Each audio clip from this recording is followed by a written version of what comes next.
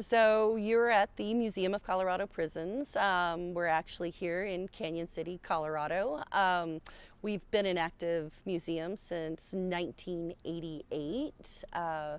We're in a 99-year lease with the state to be able to run a museum here in this closed women's facility. It closed in 1968. Yeah, and we're right next door to a still active prison, right? We are. We do share a wall with the active facility next door that's been active since 1871. So it's been an active facility for the last 151 years. We call it territorial. Yeah. So inside the museum, which we'll see in a little bit, but there's a lot of different things that you have in the cells. Can you kind of explain what people can expect when they walk through here? Yeah, of course. You can expect 151 years worth of history of the prison system, specifically here for Colorado. We have a memorial cell. We talk about women, women inmates, women wardens. We have an exhibit on all of the prior wardens of territorial. We also have the last gas chamber that was used here in the state. Yeah, so a lot of history behind those walls. Do you sort of feature the women that used to live here? We do. We actually have an exhibit that's dedicated strictly to all of the women that were housed here and housed next door. Next door housed women from 1871 until 1935 when this facility opened. Yeah, and why do you think it's important to continue to highlight the sort of lives that were here, people who walked through these walls and lived here? Well, if you don't remember your history, you're doomed to repeat it. So the more we can showcase the history that's happened here in Colorado, hopefully some of the bad stuff, we won't repeat it. Yeah, and what do people tell you when they walk through here? What are they expecting when they come, and how do they react when they get back out? I don't think a lot of them know what to expect. I think it's a curiosity to begin with. And then they find us fascinating or very interesting. I think the way the exhibits are laid out, you become a participant in that history. You learn not just the facts, but you learn the stories behind those inmates and officers. Yeah, and what is your favorite part of the museum? I like meeting all the different people that come through. Our tour booklets are in 4 different languages. We have, of course, English, Spanish, German, and French, and we use all 4 booklets throughout the year. So yes, just meeting people and finding about why they wanted to come and learn about the history and what they found fascinating. And I love getting questions on something that they saw that they wanted to know more information about. Yeah. Is there a most popular cell or exhibit here that you notice that people are really drawn to or they have a lot of questions about? I think probably Anton Wood. People find him fascinating. He was a boy when he was incarcerated, 10 when he committed the crime of murder. He admitted to it, 11 when he was incarcerated. So yes, people find, it shocking and, oh my gosh, what happened? They, want to know what happened after. So they do ask a lot of questions about that. Of course, Alfred Packer, our Colorado cannibal, didn't serve time for cannibalism, served time for murder the first time, and then when he was retried for manslaughter. So people find him fascinating. So I know a lot of people are drawn to the museum because it's kind of spooky. Is there, do you guys have any stories about maybe weird happenings, or have you ever heard of people thinking it's haunted? Constantly people come here and wonder if it's haunted, or come here to prove that it's haunted. So we have these paranormal experiences where people can come in, purchase a ticket, and learn how to investigate like the professionals do. So there's somebody constantly asking if it is haunted or that they smelled something, saw something, heard something. I too have smelled things, heard things, seen things. Yeah, what have you smelled or seen? I've heard tobacco is Yes. sometimes something that comes up. Oh, yes, and it's a distinctive smell. And I actually accused one of the people that work here of smoking inside of the museum because it was so strong. and I could tell instantly that it was not them. Their face looked at me like I had lost my mind, and how could I? And then I was like, okay, I'm so sorry. I don't know. I'm so far off base here. I don't know now what I smelled. And so they were like, take me to the spot where you smelled this. So I did, and it was gone. So probably about 4 hours later, there was a customer here in the museum who came up and said, I don't know how to tell you this, but somebody is smoking downstairs. And I said, thank you. And she's like, so somebody was smoking. I was like, no, it's actually not happening, but you just confirmed what I had smelled earlier. But every now and then I still walk through it, and it's all over the museum, and you'll just walk through the stale cigarette smoke smell, and nothing's there. There. So. Could inmates, I'm assuming, smoke back when this was a prison? Oh, absolutely. Absolutely. They didn't get rid of smoking in the prison system until the 2000s. Have you ever seen anything? Footprints. Those are my personal favorite right now. It's like somebody walked through the museum in mud, but with their bare feet. You can't mop it up. It's embedded into the linoleum. So you have to get down and scrub it out with soft scrub or Comet. And then they'll just reappear someplace else. Very concerning. Yes. With the history of the museum, what do you think draws spirits here, or what have people told you maybe brings in sort of eerie feelings? We've had very many mediums who have come through here, and their belief is that because of the amount of murder weapons we have, not just on display but also in our archives, that the spirits have attached themselves to said murder weapons, and that's why we have such a high concentration here. Wow. And has anybody ever died in this building? Yes. We haven't found anybody who was murdered in this building, but have died from either natural causes or just natural causes. Has working here changed your view on ghosts at all? Yes. I was a high skeptic. Like, I didn't believe it at all. Yeah. I mean, there wasn't even, I was like, I hope there aren't ghosts.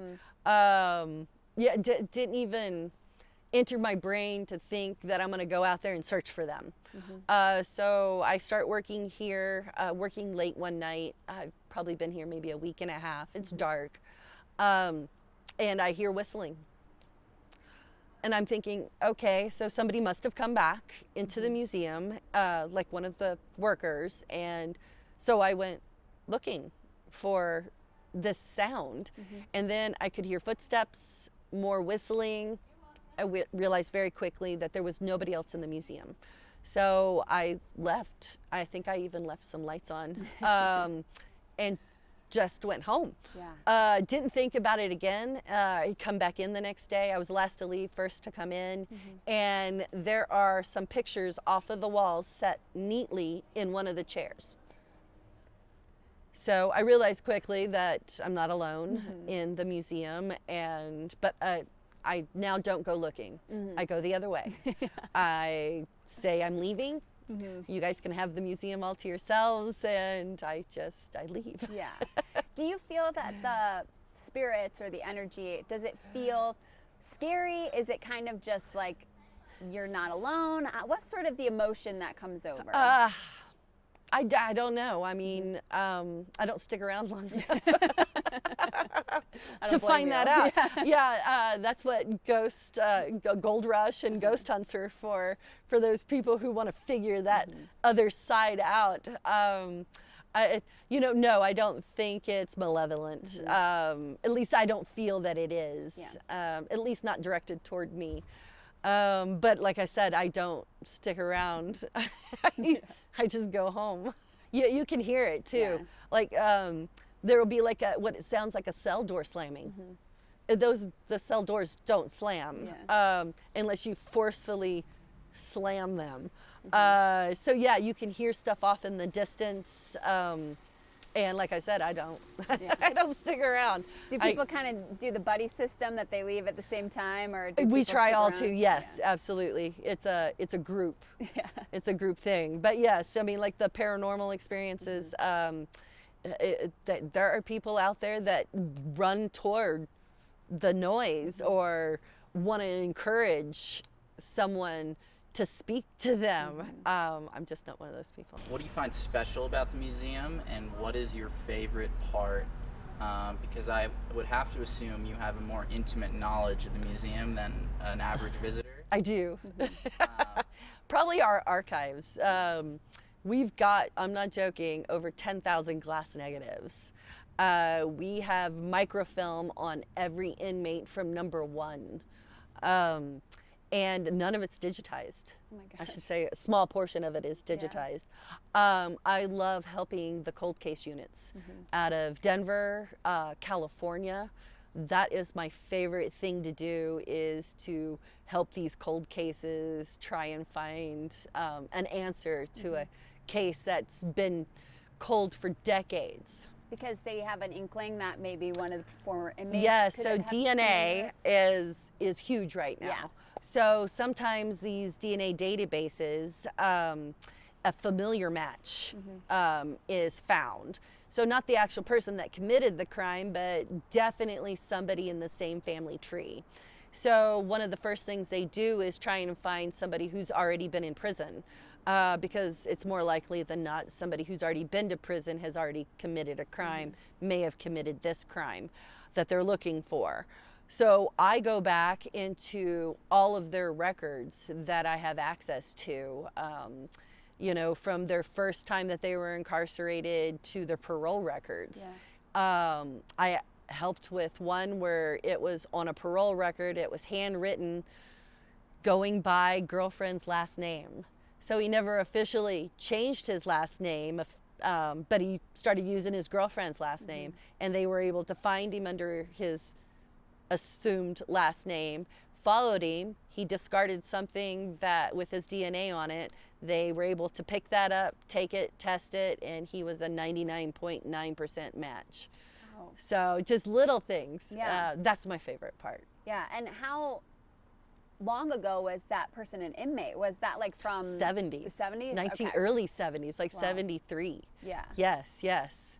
So And you guys have so many artifacts and Yes. so many different things like the shanks Yes. and different handcuffs and stuff like that. How do you get those items? Are they donated? Do you have to request them? How do you come about those? well, like the evidence from the 2018 escape, we have everything that was used to convict the 2 inmates that had escaped from Labor Day. I did have to request that evidence. If I hadn't requested the evidence, it would have been destroyed. Wow. Yes, after the trial was over, they destroy the evidence.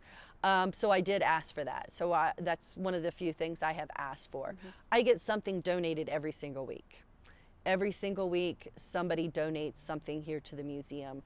I think they trust us with their possessions, knowing that we're going to keep it forever. We do not throw things away, and that it eventually will become part of an exhibit.